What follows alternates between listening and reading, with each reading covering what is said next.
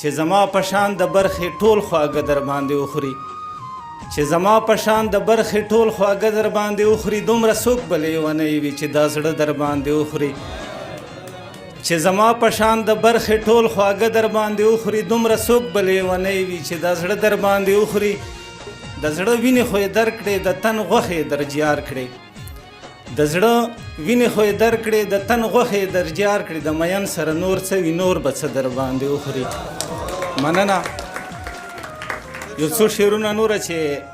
له دې کورډنګو نه ځان لرې ساته له دې کورډنګو نه ځان لرې ساته د غنم رنګو نه ځان لرې ساته مننه له دې کورډنګو نه ځان لرې ساته د غنم رنګو نه ځان لرې ساته خیر پکې نشته چې نشای نوم وي خیر پکې نشته چې نشای نوم وي خو ګورې بنګو نه ځان لرې ساته مننه بسم الله الرحمن الرحیم د باور صاحب یو جهان مننه چې موږ ته مکار وکړله او ټایم مو نه وخوړه شعرونه یې چې کولی شم په شاړو ادیرو کې زندگی کولی شم په شاړو ادیرو کې زندگی خو نه کېږي له مانه دایرو کې زندگی او یو څو د لنډ بهر شعرونه دي چې دا د تصویر خبره وزن لري دا د تصویر خبره وزن لري پیره د پیر خبره وزن لري او د زړه خبره هم بې وزنه نه ده د زړه خبره هم بې وزنه نه ده خو د ضمیر خبره وزن لري او د زړه خبره هم بې وزنه نه ده خو د ضمیر خبره وزن لري او په یار به دا خبره څوک ومني په یار به دا خبره څوک ومني چې د ظهیر خبره وزن لري او یو دوه شعرونه نور چې زما په شان د برخې ټول خواږه در باندې وخوري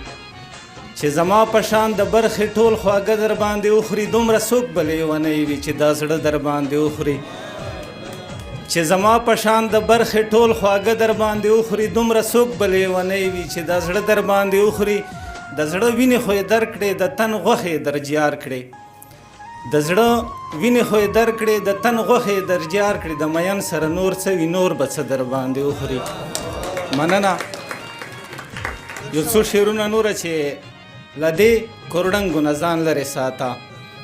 له دې کورډنګو نه ځان لرې ساته د غنم رنګو نه ځان لرې ساته مننه له دې کورډنګو نه ځان لرې ساته د غنم رنګو نه ځان لرې ساته خیر پکې نشته چې نشای نوم وي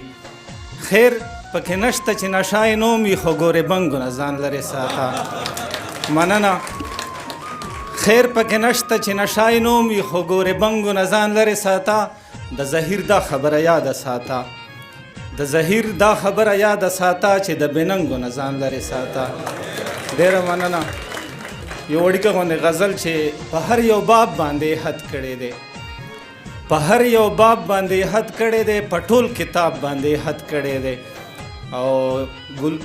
یو په بل تیر دی ګلان ټول ښکلي دي یو په بل تیر دی ګلان ټول ښکلي دي خو په ګلاب باندې حد کړی دی